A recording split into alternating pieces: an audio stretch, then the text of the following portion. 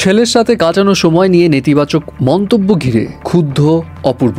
নিজ আইনি ব্যবস্থা তার প্রাক্তন স্ত্রীও জানিয়েছে এই বিষয়ে তার বক্তব্য।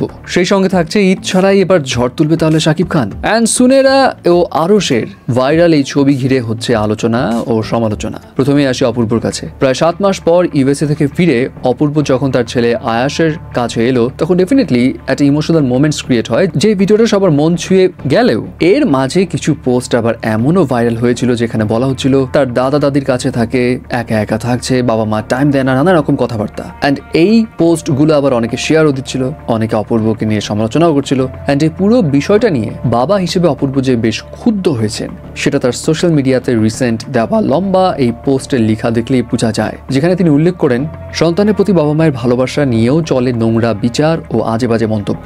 এটা শুধু লজ্জাজনক নয়, চরম অমানবিকও। অপূর্ব জানান যাদের মস্তিষ্ক ও হৃদয়ের নেগেটিভিটির ক্যান্সার, তাদের কাছে বাবা মায়ের ভালোবাসার প্রমাণ করার দরকার নেই। প্রতিটি বাবা মায়ের কাছে তার সন্তান জীবনের সবচেয়ে বড় অংশ। তার প্রতিটি হাসি, কান্না, অর্জন পিতামাতার জীবনকে অর্থবহ করে তোলে। এবং তিনি বলেন অন্যের সন্তান নিয়ে মন গড়া মন্তব্য করার আগে ভেবে নিন, সত্য না জানলে নীরব থাকুন। কারো সন্তানের জীবন আপনার কন্টেন্ট তৈরির আইটেম নয়। তিনি আরো বলেন যারা পিতা পুত্রের ভালোবাসার মধ্যেও অন্য কিছু খুঁজে তারা শুধু মানুষ নয়, সমাজের জন্য বিপজ্জনক।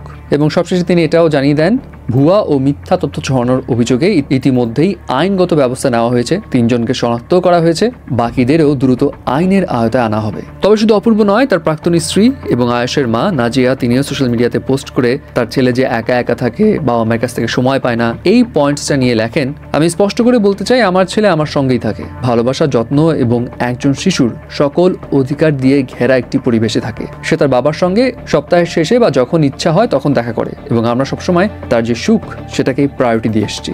এনিওয়ে, এবার আসি শাকিব খানের কাছে।